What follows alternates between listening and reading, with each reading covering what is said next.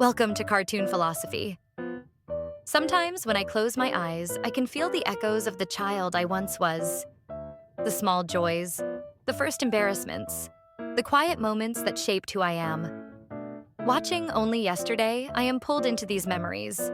Not just Taiko's, but my own. A taste of pineapple, the weight of a forgotten disappointment, the warmth of a rainy afternoon. It all comes rushing back, fragile and vivid, reminding me that the past never truly leaves us. And perhaps, in revisiting it, we find a path toward understanding, and toward the child we left behind. When I first watched Only Yesterday, I didn't expect to be drawn so deeply into the quiet corners of my own memories. There is a delicate thread woven throughout the film, pulling you gently into the moments that define not only Taiko's life, but also resonate with your own experiences.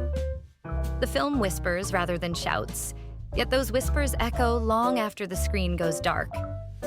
From the very first scenes, I felt an unfamiliar combination of introspection and nostalgia. A sense that this story spoke directly to the complexities and tenderness of human memory. Watching Taeko in the city, recounting her past, I immediately sensed the contrast between her adult self and the girl she once was. In her recollections, I recognized fragments of myself, memories hazy yet insistent. The taste of a sweet pineapple, the wonder in her eyes at simple pleasures, awakened in me childhood innocence and trust. A trust in the world that life often erodes over time. There is a fleeting, sacred quality in these moments. A sense that we once existed entirely unguarded, open to delight, capable of believing in the gentleness of life. One scene that struck me with quiet profundity was Taiko's fleeting hesitation when the elderly woman calls her to the countryside. It is not dramatic, yet it carries the weight of uncertainty, of hesitation before change. I recalled moments in my own childhood when I was unsure of myself, uncertain of love and support, unsure if I was worthy. Taiko's brief retreat mirrored that instinctive caution, that pause before stepping into the unknown. A reminder of the fragile courage childhood demands and the gentle reckoning we all face when reconciling desire with fear.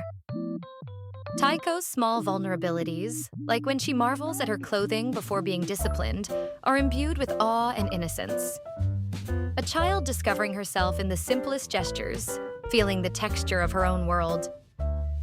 Observing her, I felt a deep admiration for the clarity of childhood emotions, a time when mind and body are wholly present, unshielded, and authentic. It is here that the film conveys a larger truth. Vulnerability is not weakness, but a doorway to understanding, compassion, and self-awareness.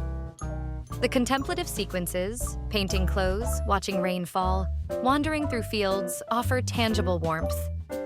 These moments are to be absorbed slowly, allowing viewers to breathe with the characters, to witness the subtle truths of existence.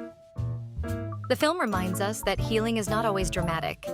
It emerges in the attentive observation of life, in savoring the ordinary and discovering in it extraordinary solace. Perhaps the most poignant moment comes when Taeko shares a painful childhood memory with Toshio, recalling the boy who once refused to hold her hand, and he perceives the weight of her memory immediately, allowing her to see it from a gentler perspective. Watching it, I felt relief. A lightening of the heart that comes from knowing that pain, when shared, can shift from an isolating weight to a bridge of connection. It is a subtle lesson in self-reconciliation, the acknowledgement of our past, recognition of our inner child, and gentle release of old burdens. The climax, when Taeko is guided toward the life she has dreamed of, left me in tears. She reaches the fulfillment of her quietest longings, a life of simplicity, serenity, and communion with nature. Her joy is not extravagant, but deep and resonant, a quiet satisfaction born of reflection and internal negotiation. I felt a shared understanding of the yearning for peace, and the realization that our dreams, however modest, carry immense weight in shaping our lives. Watching Taeko navigate her memories reminded me of the complexity of adulthood, the interplay of regret and comprehension. Reflecting on decisions we have made, wishing we had acted differently, is a tender ache, yet the film emphasizes acceptance. Through acknowledging our past with all its imperfections, we uncover invaluable lessons. This is at the heart of reconnecting with our inner child, finding peace with the self we once were and the life we have constructed. The film resonates with me even more now that I have turned 25. This age, a threshold between youthful possibility and adult expectation, brought its own confusion and reflection. Watching Taeko at 27, remembering her childhood mirrored my own nostalgia. Times when I felt misunderstood, moments of embarrassment or fleeting joy. Memories that, in hindsight, carry profound emotional weight. The film became a vessel for reflection, a space to examine life with gentleness and honesty. Taiko's family experiences deepen this reflection. Her mother's insistence on secrecy about acting, her father's discipline, these moments carry emotional truth. They reflect the tension between autonomy and guidance, the child's burgeoning selfhood and boundaries imposed by love. Watching these interactions, I revisited memories of familial incomprehension and delicate balances between desire and obligation. And yet, within these tensions exists resilience, a testament to the child's enduring capacity to adapt, endure, and integrate experiences into a coherent identity. The quieter, playful sequences, Taeko savoring small pleasures, engaging with the boy she liked, remind us that healing is gentle and cumulative. These fleeting moments of innocence accumulate into self-awareness, joy, and growth.